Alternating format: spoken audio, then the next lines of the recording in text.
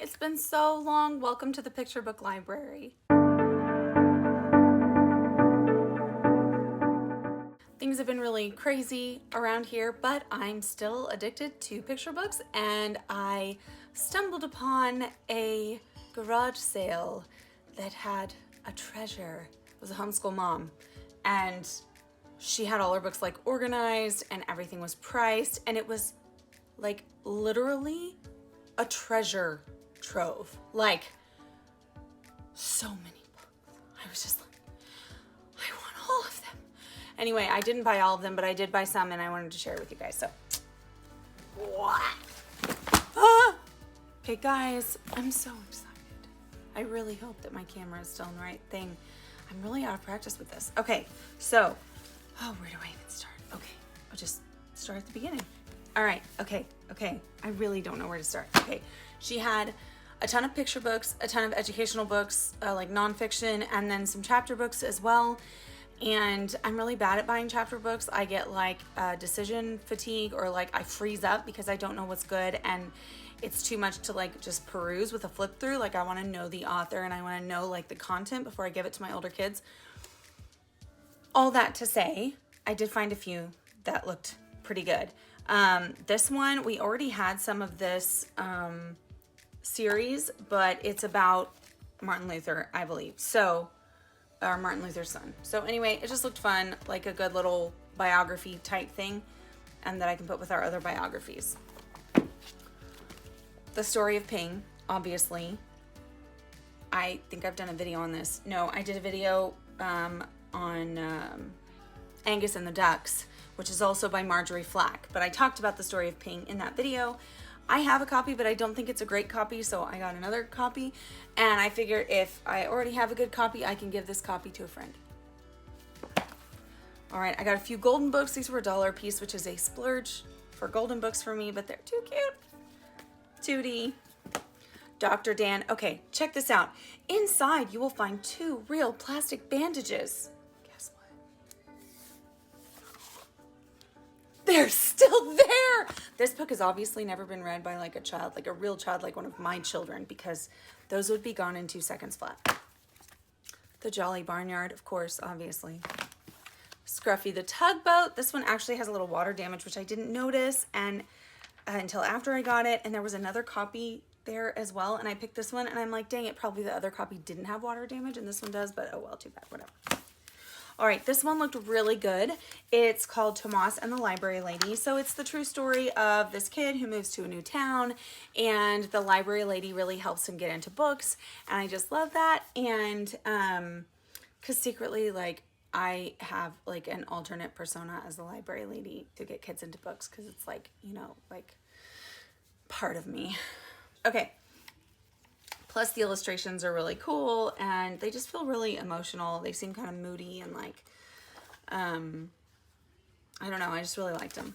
Okay. A couple of vintage books. These were $5 each, which is definitely a splurge for me in my penny pinching. But guys, Richard Scarry, The Great Big Air Book. Also, I've never heard of this one. Also, it's perfect because my husband is flying now, and he has his CFI, which is a certified flight instructor rating, and he's giving flying lessons, and he flies all the time, and we own a little plane. So this is just perfect. Also, of course, What Do People Do All Day? We don't have this one, but I know of this one. I love it. And these are in such great condition. There was a third vintage Richard Scarry book that I didn't get, and it was also $5 because the idea of spending $15 on 3 books just made me like, ugh. But then I got to my mom's and I was showing her, and she's like, why didn't you get it? And then I thought, oh my gosh, why didn't I get it? But letting that one go. All right, this is so cool. Science Verse.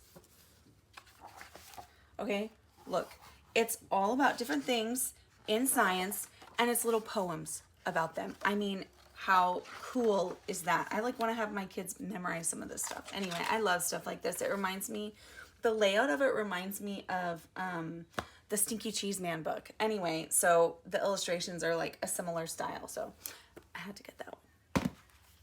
The Little House, another book. I also own this one, but I couldn't remember the quality of it at the time, And once again, I thought if the one I have is great, then I'll just give this to someone else.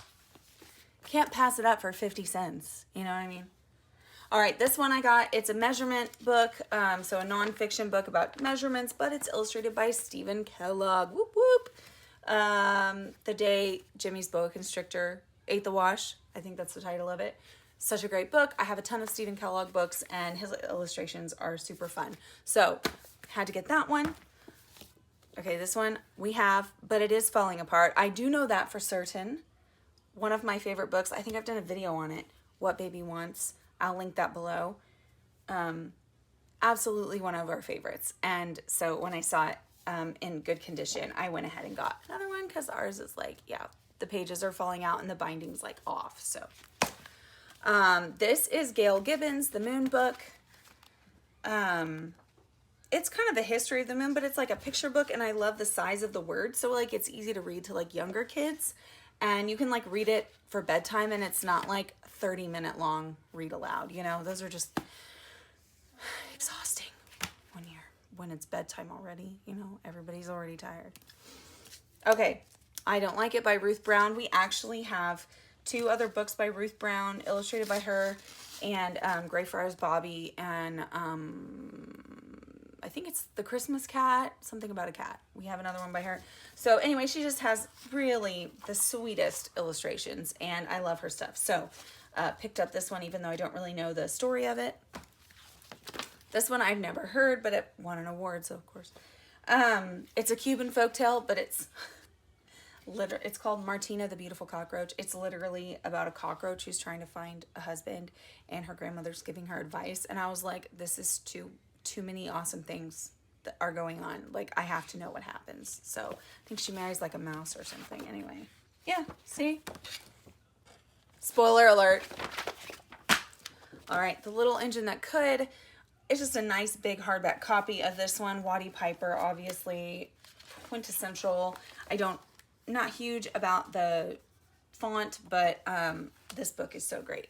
This one is one of those long ones for bedtime read aloud. Like, it feels longer than it actually is when you read this at bedtime, I feel like, but maybe that's just me. Okay, obviously Usborne Children's Picture Atlas, no brainer, obviously amazing. Usborne Lift the Flap Under the Sea, again, obviously amazing and in great condition too. So, and then this is called Pale Mail, and it's a true story about a hawk in New York City over Central Park, and apparently there's like a huge bird watching community like thing. It's like a thing, bird watching in Central Park, and all the different varieties and types that they have there. And so this is a story of one that was like around for a while, and he was like a well-known like hawk that had a story or something. So anyway, that looked really cool, and I liked the illustrations. I feel like they're really, I just love the watercolor. Anyway, that's all for you guys. I hope y'all are having a great summer, and keep on reading. Bye.